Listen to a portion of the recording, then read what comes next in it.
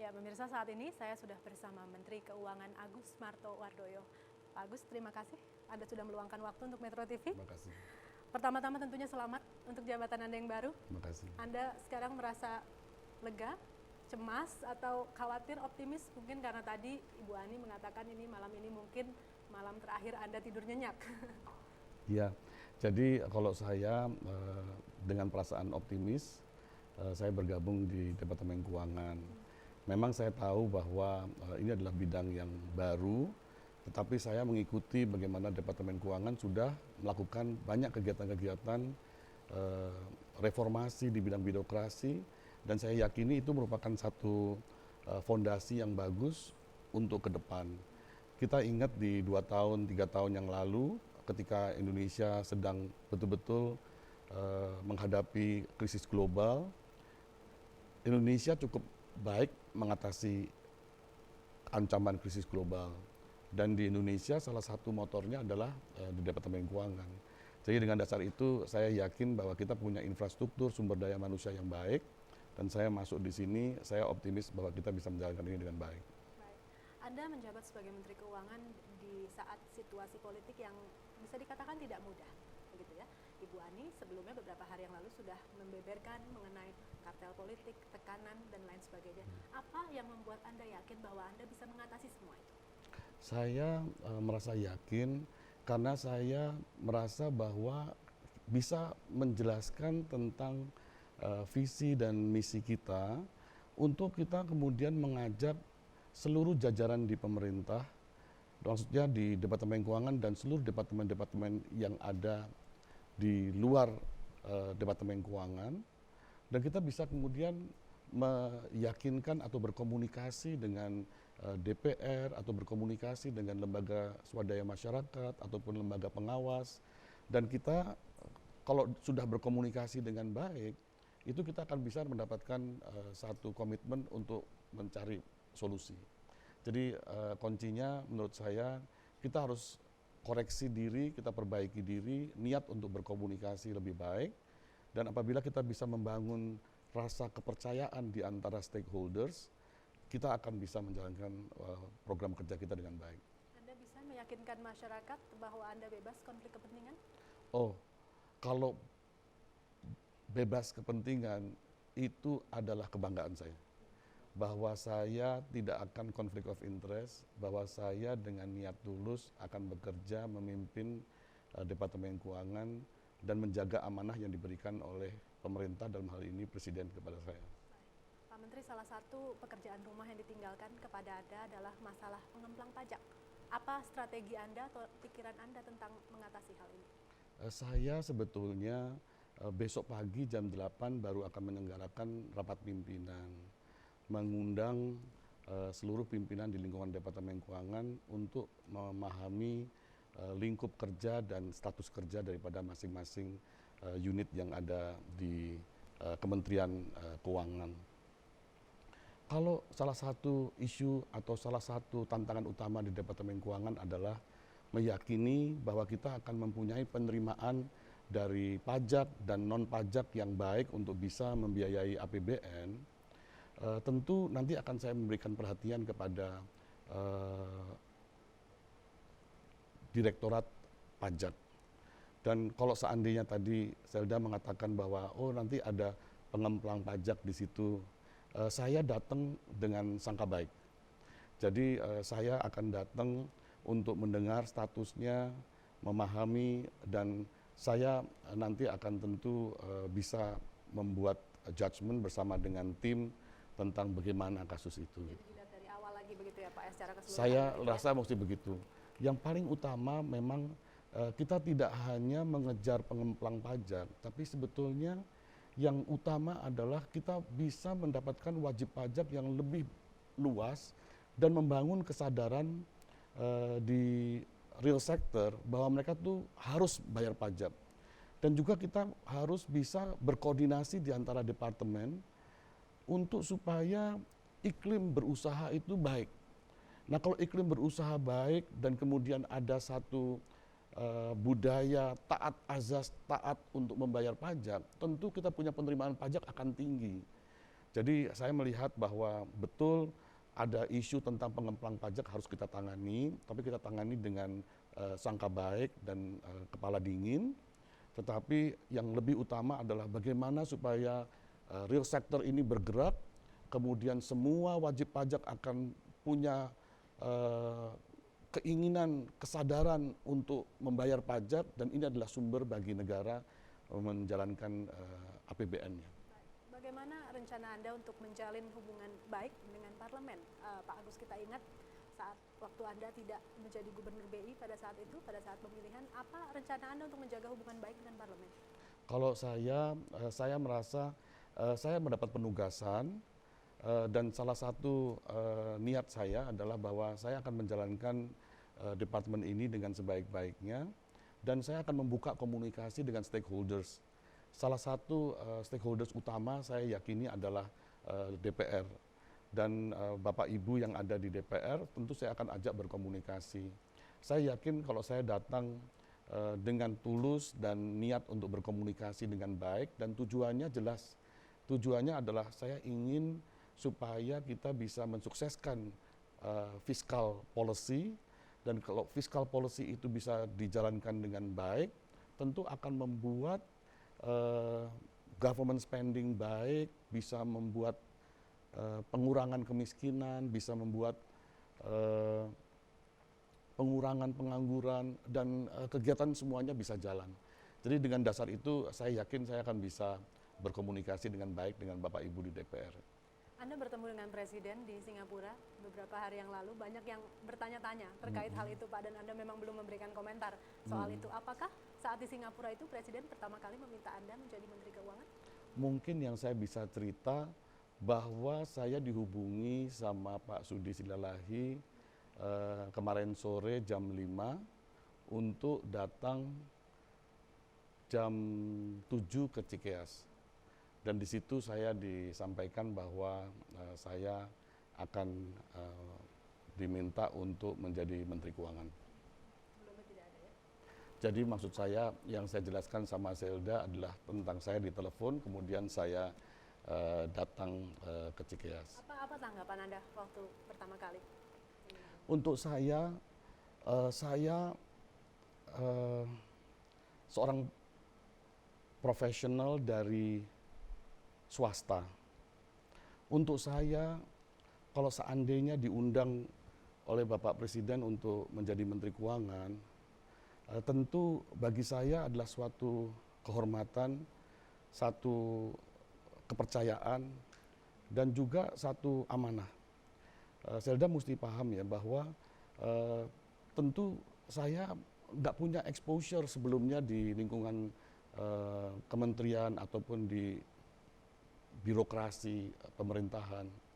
Tetapi kalau sebagai warga negara yang kemudian diundang, terus diminta untuk menjadi Menteri Keuangan, kementerian yang begini strategis bagi Indonesia, tentu saya anggap sebagai suatu kehormatan, dan saya ungkapkan kepada Bapak Presiden bahwa saya punya kekurangan dan juga punya kelebihan, tetapi kalau saya dipercaya, insya Allah saya akan jalankan dengan baik.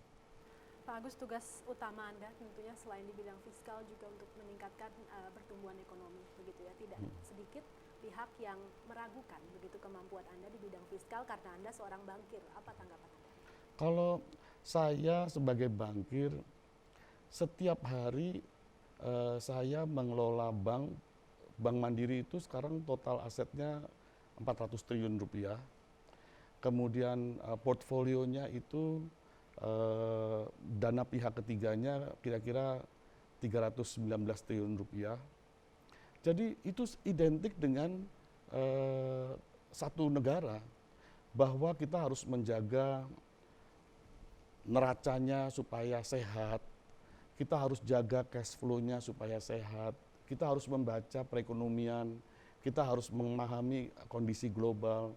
Jadi dengan kondisi itu, saya yakin saya akan bisa belajar, tetapi yang paling utama, Ibu Sri Mulyani sudah mempersiapkan fondasi yang baik di Departemen Keuangan, dan di dalamnya diisi dengan sumber daya manusia yang mempunyai kompetensi dan capacity.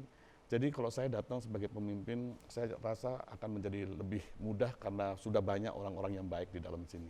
Pak Agus, kita akan jeda dulu, kita lanjutkan sesaat lagi. Pemirsa tetaplah bersama kami, perbincangan dengan Menteri Keuangan Agus Martowardoyo akan kami lanjutkan usai jeda berikut ini.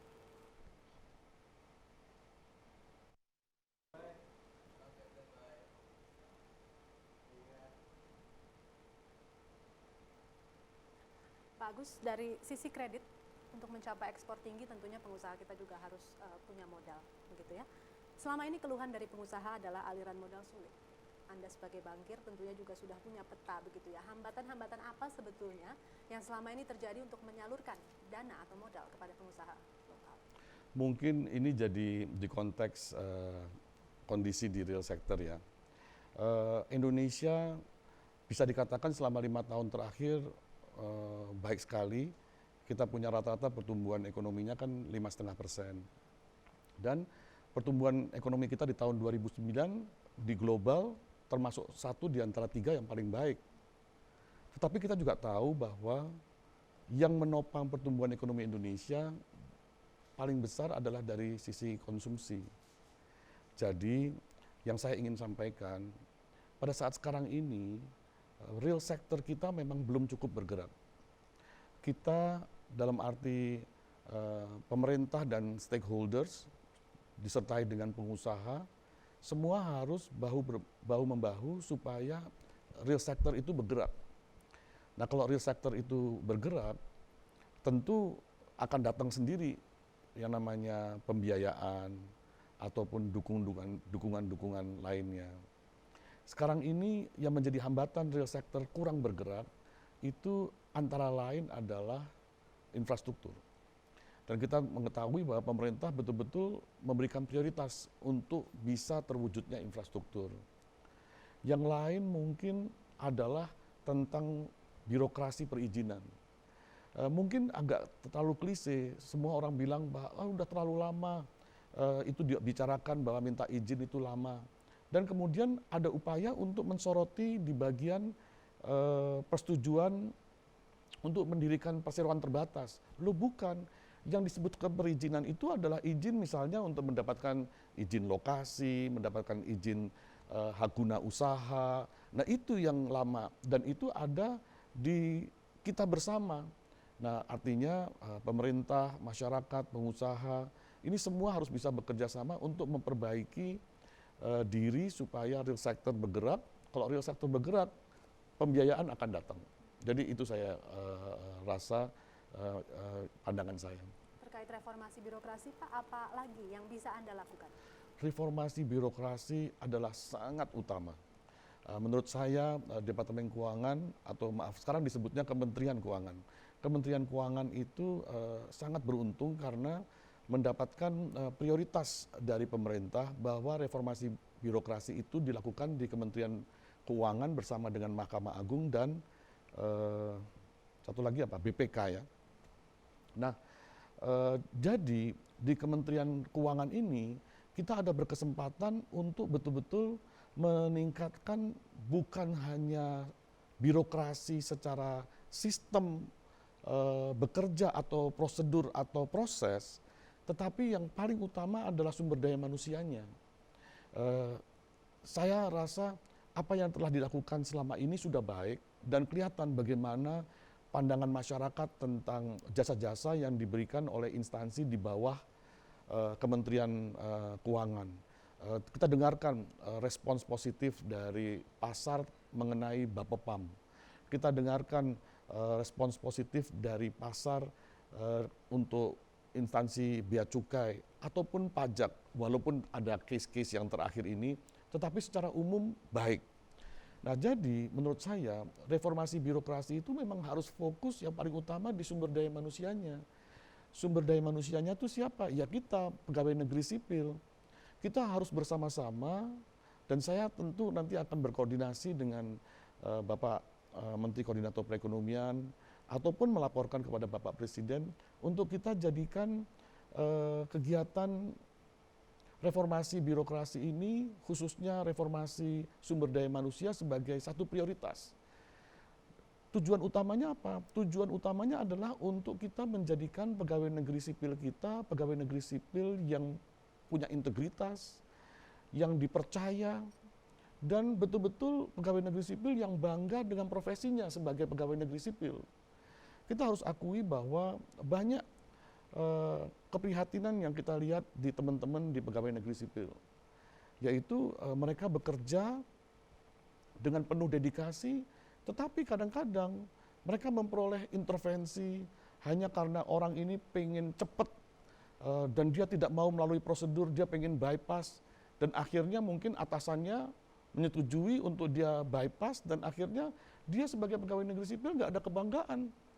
Nah, saya lihat di departemen atau di Kementerian Keuangan ini sudah dibangun bahwa petugas-petugas kita di bea cukai, petugas-petugas kita di pajak itu udah kelihatan integritasnya dan kebanggaannya sebagai pegawai negeri sipil yang bertugas di bidang pajak atau di bidang bea cukai.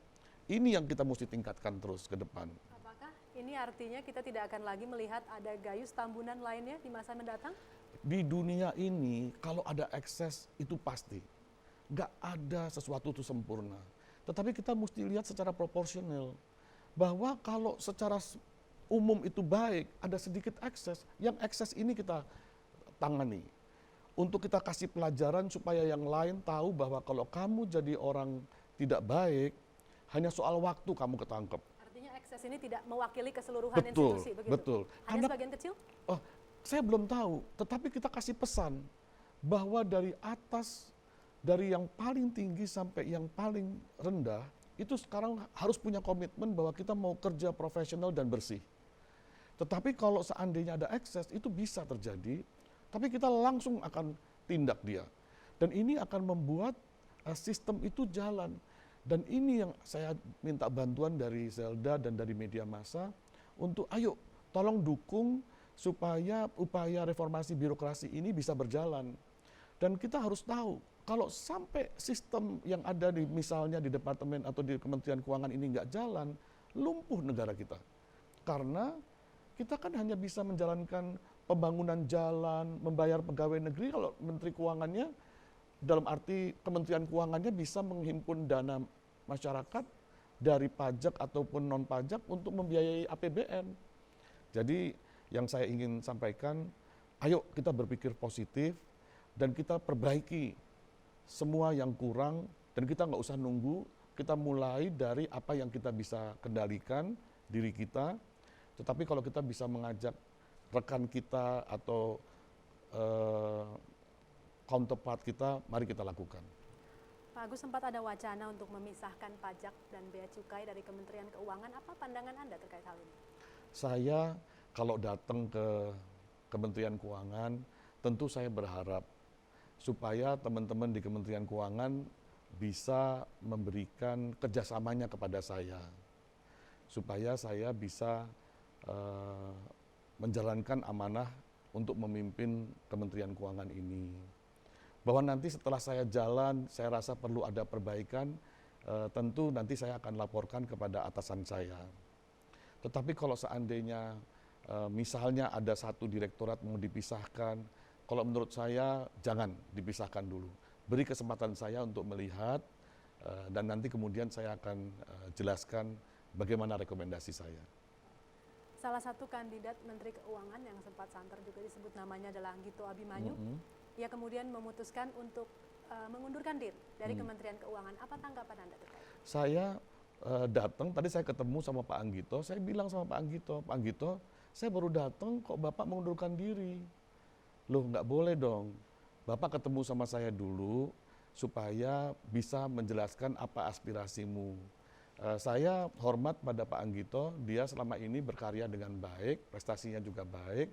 Tetapi kalau seandainya datang kemudian hanya menerima surat mengundurkan diri, menurut saya enggak, lebih baik komunikasi. Jadi saya akan ketemu sama Pak Anggito. Jadi belum akan mengundurkan diri, begitu? Saya akan ketemu untuk mengetahui apa yang menjadi pikiran daripada Pak Anggito supaya saya bisa tahu lebih banyak. Tapi saya ingin mendengar dan ingin berkomunikasi. Anda tentunya akan melanjutkan program-program, beberapa lah program dari pendahulu Anda, Ibu Sri Mulyani. terkait terutama reformasi birokrasi. Adakah hal yang berbeda dari strategi Anda dengan pendahulu Anda? Saya belum tahu tentang Kementerian Keuangan. Saya baru besok jam 8 pagi akan ketemu dengan pimpinan di lingkungan Departemen Menteri Keuangan. Nanti saya baru akan dengar. Kalau saya ikuti dari luar, semuanya positif. Saya hanya ingin secara pribadi lebih ingin melihat dana yang dikumpulkan dari APBN itu kalau digunakan kiranya bisa digunakan secara lebih tepat sasaran. Karena sayang kalau seandainya dana yang sudah dikumpulkan melalui pajak ataupun bukan pajak sebegitu besar, pada saat akan dikeluarkan itu tidak optimal.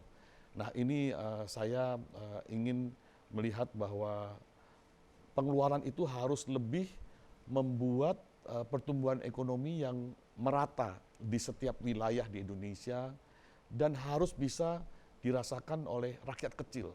Rakyat kecil itu kadang nggak ngerasa bahwa dia itu lebih sejahtera walaupun pertumbuhan ekonomi kita tinggi. Jadi saya sebetulnya kalau ditanya pribadi, saya inginnya lebih banyak real sector atau rakyat kecil itu bisa terkena dengan pengeluaran di APBN yang tepat sasaran. Apakah apa yang Anda lihat sekarang ini menjadi hambatan dari penyerapan anggaran yang Anda katakan tadi, atau untuk mengatasi kebocoran pajak, apa kendalanya? Saya belum terlalu paham. Saya besok juga akan tanya karena sayang sekali kalau dananya ada, kemudian penyerapannya pelan dan hanya baru bisa terserap lebih banyak di kuartal keempat tahun berjalan. Jadi harusnya kita bisa lebih banyak koordinasi, kita bisa mulai melakukan pengeluaran dari awal tahun, kita juga tidak keberatan untuk melakukan komitmen multi-years, dan yang paling utama setiap rupiah yang mau dikeluarkan itu harus efektif, harus memberikan nilai tambah. Jangan sampai pengeluaran itu tidak memberikan nilai tambah bagi Indonesia. Tapi Anda lihat semua masalah ini bisa diatasi? Kita bekerja dengan positif dan saya melihat Bapak Presiden, Bapak Wakil Presiden itu sangat positif. Jadi dengan niat yang baik dan positif, saya yakin itu bisa. Apa pesan dari Ibu Sri Mulyani kepada Anda hari ini?